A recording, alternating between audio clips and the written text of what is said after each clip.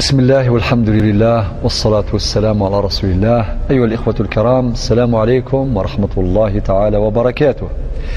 وقت درس 17 دروس فقه السنة النبوية. الموضوع بالسامير ربي سبحانه اسميس الإحسان. ذي المقدمة ديني ربي سبحانه يخلق الدنيا ثمارة سل إحسان سل إتقان سل إبداع. أما ذي جنوان ما ذي ثران ماذا قورة ماذا طيجة ماذا ذرارة ماذا سفن ماذا مذنان أما ذي الحيوانات أما الطجور أكوين يخلق ربي سبحانه يخلق يثيد بإحسان. وربي القرن ناد ولله الأسماء الحسنى فادعوه بها. سورة الأعراف الآية 180 يسمونيس عزيزا الأسماء الحسنى. وناد في سورة طه الآية 8 الله لا إله إلا هو له الأسماء الحسنى. أولا داش المعنى يس الإحسان. تعريف الإحسان: الإحسان كلمة جامعة لكل خير تشمل معنى الإبداع، معنى الإتقان، معنى الخير، معنى الجمال.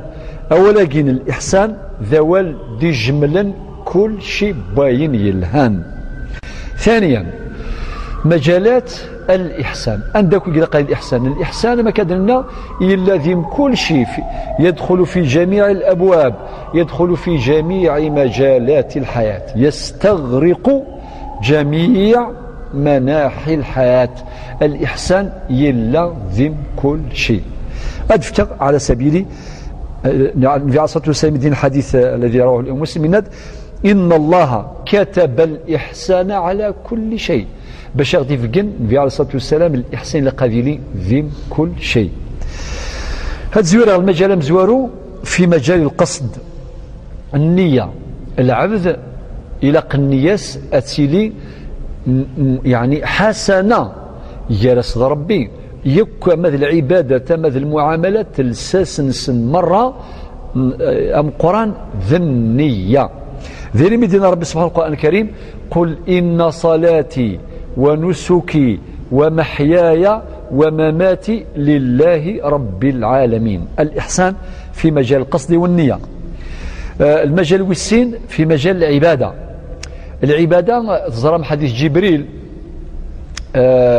يديرها الإمام عمر بن الخطاب هذا يرضي ربي فلاس، حينما سئل النبي عليه الصلاة والسلام عن الإسلام وعن الإيمان وعن الإحسان. أسمي سينا ذا شو الإحسان يا رسول الله؟ يجاوب النبي عليه الصلاة والسلام: إن يسأل الإحسان أن تعبد الله كأنك تراه فإن لم تكن تراه فإنه يراك. درجة الإحسان ذي العبادة أذياب ومذان ربي أما كنت سوالي ربي موري ولا ربي، وطبعا في سوالي أنا ربي أثيدي سوالي ثقيت درجة عليهم ذي العبادة درجة الإحسان. النبي عليه الصلاة والسلام ينسي معاذ بن جبل حديث صحيح: ينسي يا معاذ والله إني لا أحبك لا تنسى فلا تنسى أن تقول دبر كل صلاة اللهم أعني على ذكرك وشكرك وحسن عبادتك. ربي عوني باش أكذكر وكشكر وكعبذغ العبادة الحسنة. المجال وثلاثة المجال المعاملات والأخلاق. أين شد المعاملات مع الأخلاق؟ ألف المعاملة مع الغير مع خلق مرة إن ربي سبحانه: ولا تستوي الحسنة ولا السيئة ادفع بالتي هي أحسن. سوين الهان. الجيران إن النبي عليه الصلاة والسلام: ما يزال جبريل يوصيني بالجار حتى ظننت أنه سيورثه. الإحسان للجار. مجال القدوة إن ربي سبحانه: قد كانت لكم أسوة حسنة في إبراهيم والذين معه. القدوة إلى قتله حسنة. ذلك النبي عليه الصلاة والسلام: المرء على دين خليله فلينظر أحدكم من يخالل، معنى يختار الخليل من الصديق الحسن. في مجال التحية جيم في مجال التحية وحسن الخلق. في مجال جيم حسن الخلق بشكل عام. أدن زوير مثلا التحية ربي القرآن الكريم: وإذا حييتم بتحية فحيوا بأحسن منها أو ردوها. بأحسن منها باركيني والسلام عليكم أسند وعليكم السلام ورحمة الله وبركاته. المعنى بأحسن منها وقيل قوين يعني تحية قوين يعني الكلمة الطيبة. النبي عليه الصلاة والسلام الند: من كان يؤمن بالله واليوم الآخر فليقل خيرا أو لزيضنا وللهان أو ليصمت إلى آخره.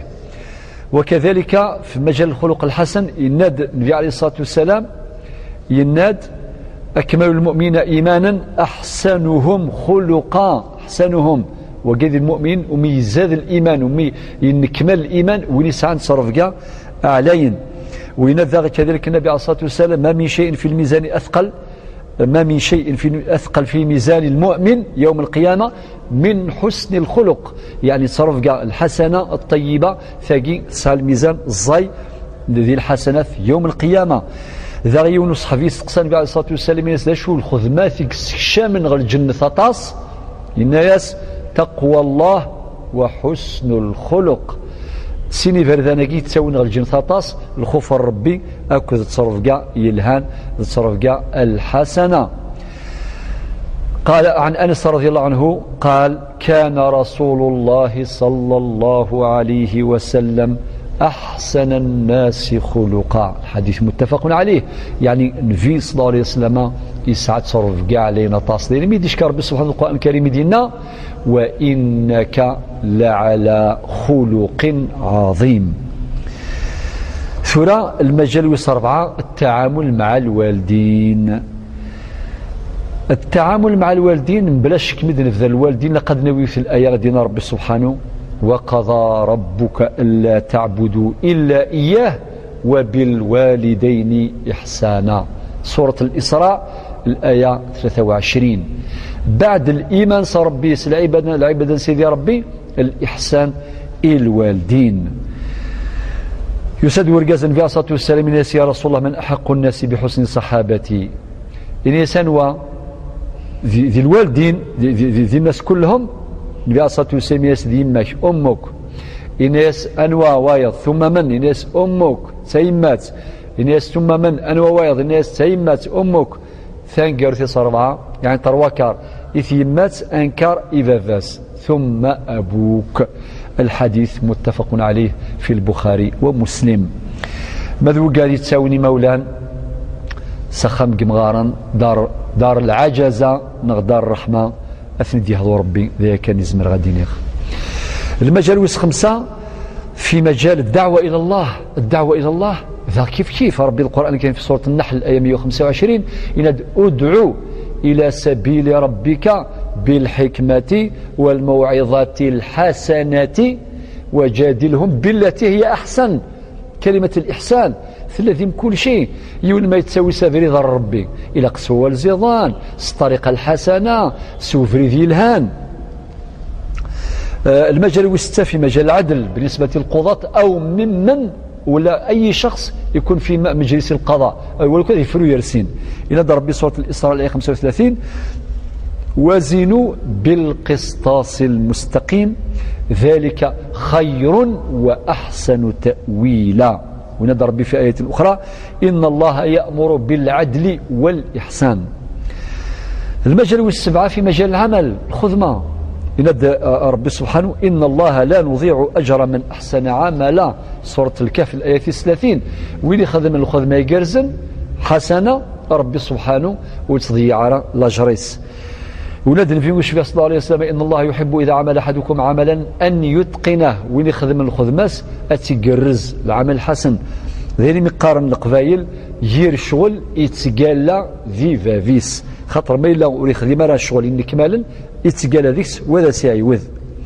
ثورة ذي ثيرة ثالثا أدمسلي خلاصات. الخلاصة مزوروث وين يدفعن يسعن الإحسان سيدي ربي ذي ليدس استحقاق معية الله. إناد إن الله مع الذين اتقوا والذين هم محسنون. سورة النحل الآية 128. إناد ابن عطار السكندري من وجد الله فماذا فقد ومن فقد الله فماذا وجد. الخلاصة السناث استحقاق محبة الله يعني ربي يذي ليذك يرنك يحمل في السناث الحمالا سيدي ربي أمشي تسيوض بنادم سيدي إحسان. ينادى ربي في سورة المائدة الآية 93 إناد ثم اتقوا وأحسنوا والله يحب المحسنين. ربي يحمل أهل الإحسان. في 3 تحقيق الأجر الكبير واستحقاق الأجر العظيم. ينادى ربي في سورة آل عمران الآية 172 للذين أحسنوا منهم واتقوا أجر عظيم. اللي تقول ربي نسعى الإحسان نسعى أجر عظيم. في 4 استمالة قلوب الناس أولى ونقم ذانا أمشي الزمرت نكسف بنادم ماشي سوذرين ماشي سشين دونيث ولكن سل إحسان سوى الزيضان سل المعاملة الطيبة لكن قال الشاعر أحسن إلى الناس تستعبد قلوبهم ولطالما استعبد الإنسان إحسان. في 5 وين يفغان هذه يوض المراتب العليا الدرجة علين.